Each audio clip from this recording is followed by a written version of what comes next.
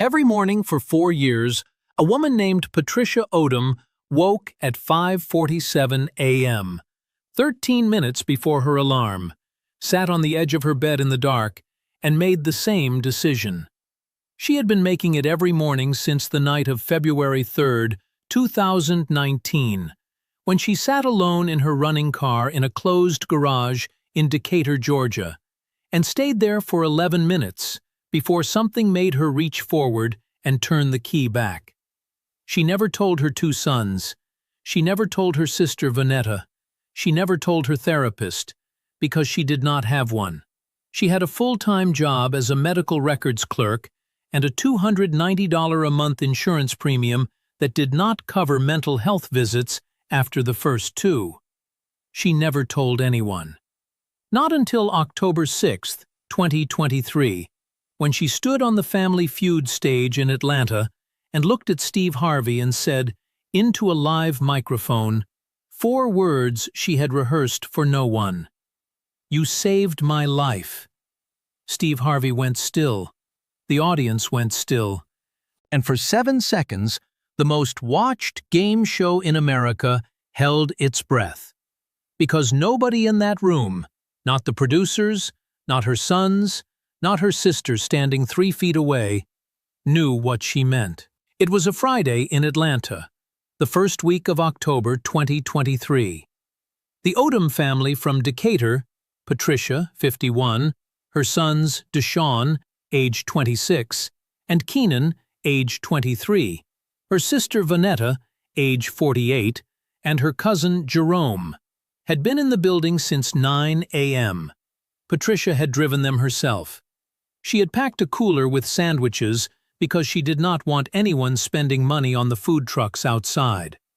She had ironed everyone's shirts the night before. Vanetta said later, "That's Patricia. She irons your shirt and doesn't say a word about her own." The competing family, the Nguyen's from Nashville, were a 3-generation lineup: grandmother, parents, 2 adult children, who had driven 7 hours and arrived laughing. The grandmother, Ba Lan, was 83 years old and wore a red ao dai. She had never watched Family Feud before. Her granddaughter had spent 2 weeks teaching her the rules. Ba Lan kept calling Steve Harvey the tall one. Patricia had applied for the show 14 months earlier. She had done it on a Thursday night after watching an episode alone in her living room. She had not told her sons she was applying. When the confirmation call came, she told them it was a birthday surprise. It was not a birthday. She simply needed a reason to get there. But nobody in that studio knew what bringing herself there had cost her. The night of February 3, 2019, was a Tuesday. Patricia Odom had worked a full shift, come home, made dinner for Keenan, who was still living with her then, done 2 loads of laundry, paid 3 bills online, and sat down at the kitchen table at 9:48 p.m.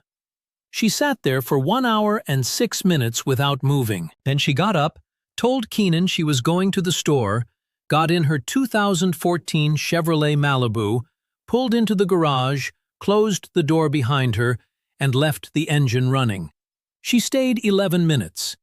What stopped her, she said later in a private letter she gave to a crisis counselor in 2022, was not a voice or a sign or a prayer, though she is a woman of deep faith and had prayed every night of her adult life.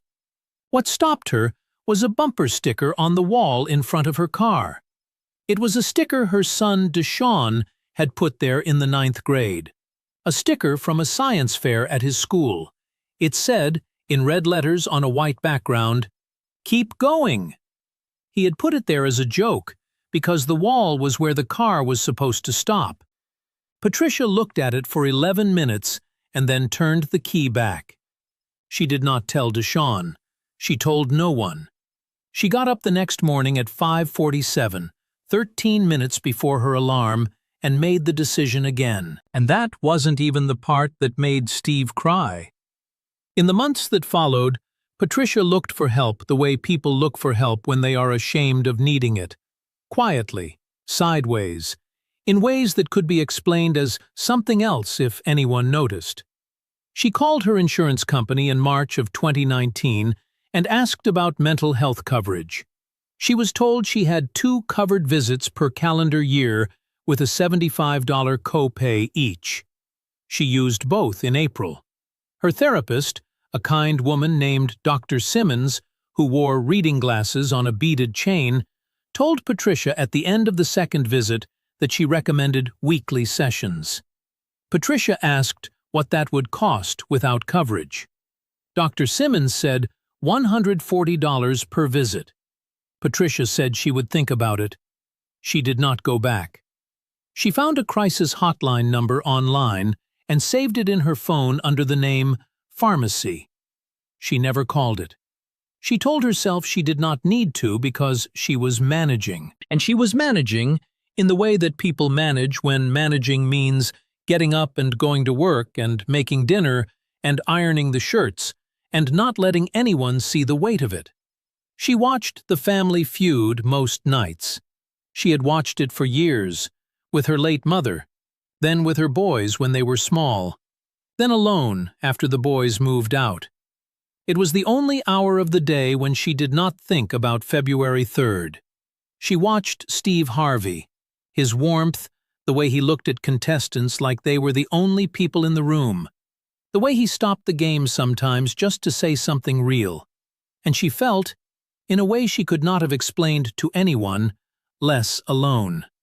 She applied for the show at 11:23 p.m. on a Thursday, in her living room, with the television still on.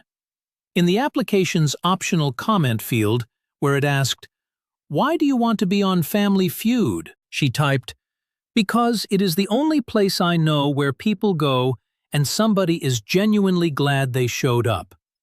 She submitted it and went to bed. She was carrying a secret that would soon change everything. For 4 years, through 2 more February 3rd, through Keenan's graduation, through Deshawn's wedding, through her own promotion to records supervisor, Patricia Odom woke every morning at 5:47 and made the decision. On the bad mornings, she looked at her phone and found the photo she had taken of that bumper sticker on the night she came back inside. "Keep going!" Red letters, white background, Deshawn's handwriting from the 9th grade. She looked at it until the weight shifted enough that she could stand up. She told no one, not even when she won the first round on Family Feud and the audience cheered and Deshawn lifted her off the ground. Not even then. She smiled and clapped and let her boys hug her and thought, "I almost never got here. I almost never got to feel this." What happened after the second game ended was something no Family Feud producer had planned for or could have predicted. The Odom family won the second round. The final score put them in position for the fast money bonus. Steve brought Patricia to center stage for the one-on-one moment he does between rounds. No cameras required, just a host and a contestant and a microphone. And he asked her the question he always asks in that moment. What's one thing you want people to know about you that they'd never guess? Patricia looked at him. She opened her mouth, closed it, looked at her sons behind the podium, looked back at Steve. She said, "I almost didn't come today." Steve said, "What do you mean?" She said, "I mean, I almost didn't come, not just today, to any of it." Steve held the microphone lower. He looked at her the way he sometimes looks at people, without the performance, without the host, just the man.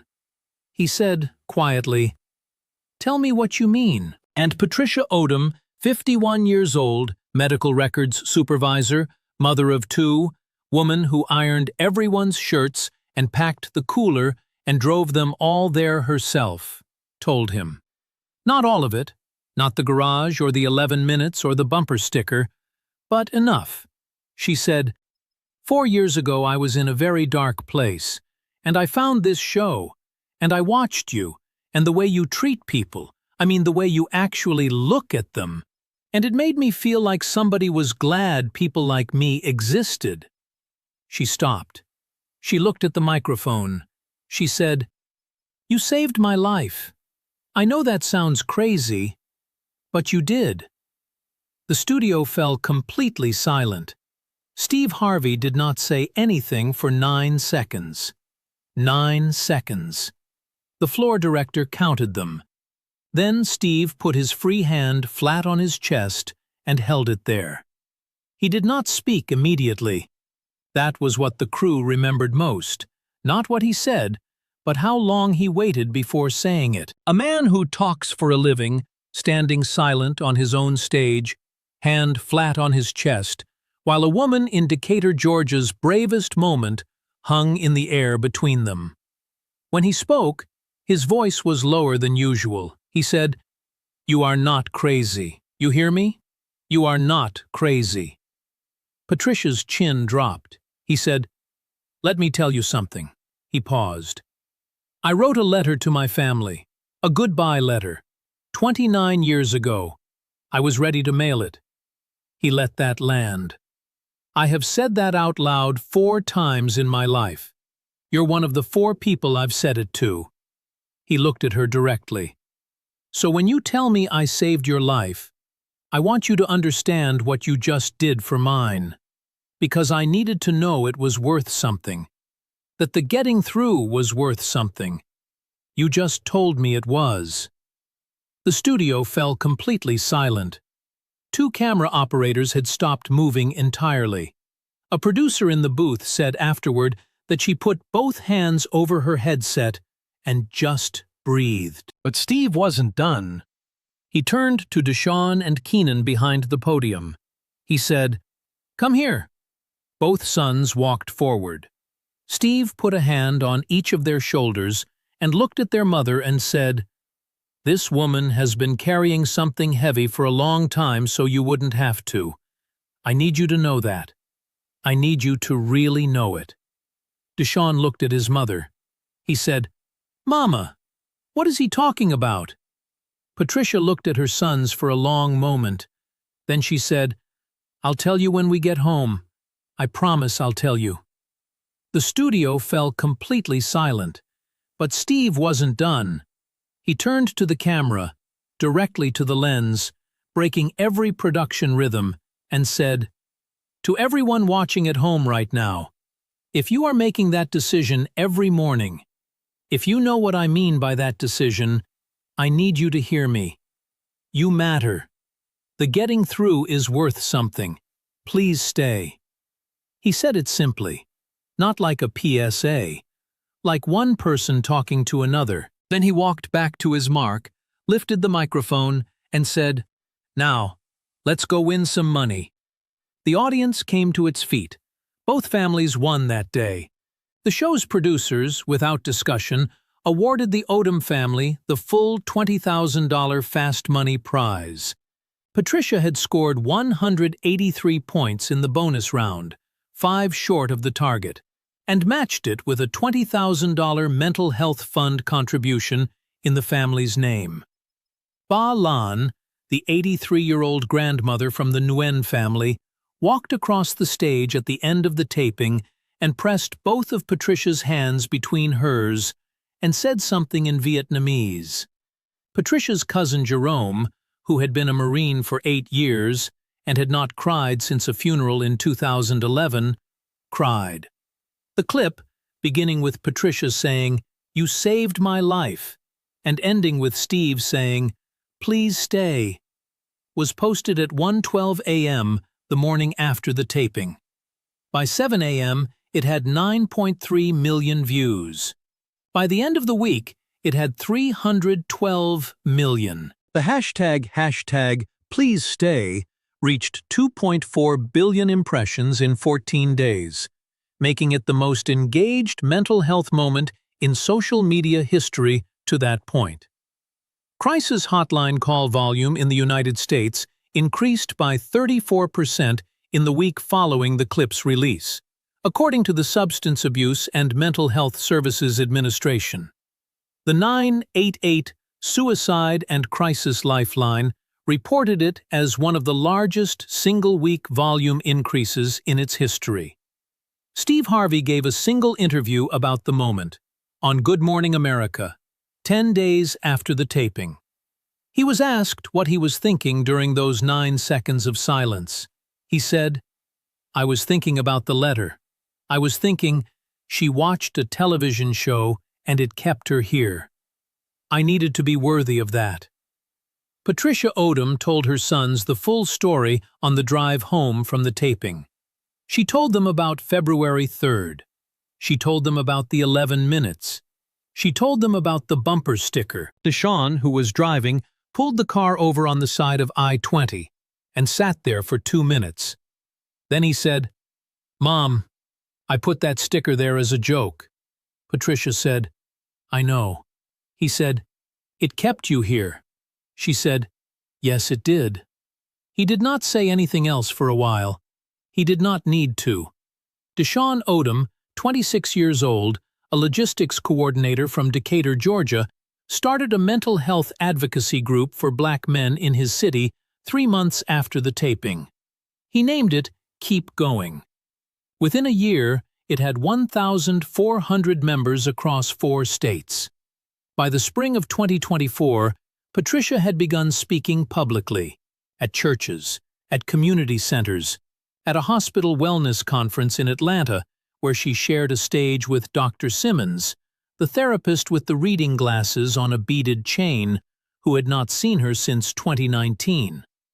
Dr. Simmons said in the hallway before the event, "I thought about you. I wondered." Patricia said, "I made it." Dr. Simmons said, "I see that." Steve Harvey and the show's production company established the Keep Going Foundation in November 2023, named for the bumper sticker, to fund free and low-cost mental health access for uninsured and underinsured adults. In its first 14 months, the foundation funded 6,800 therapy sessions across 27 states and partnered with 31 community health centers. The foundation's application portal received 44,000 submissions in its first week. Patricia Odom wakes at 5:47 every morning. She does not make the same decision anymore.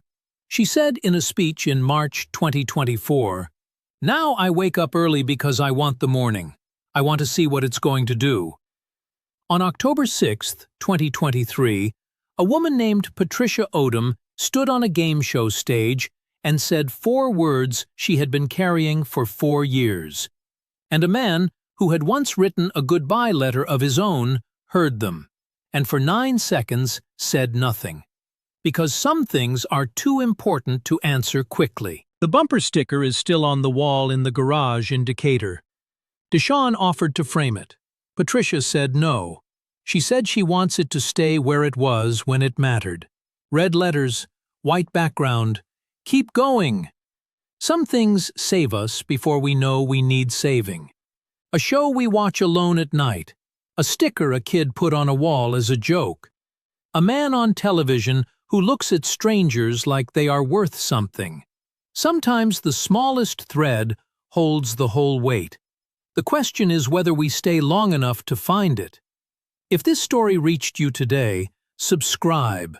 We find the moments that television almost didn't show you every week.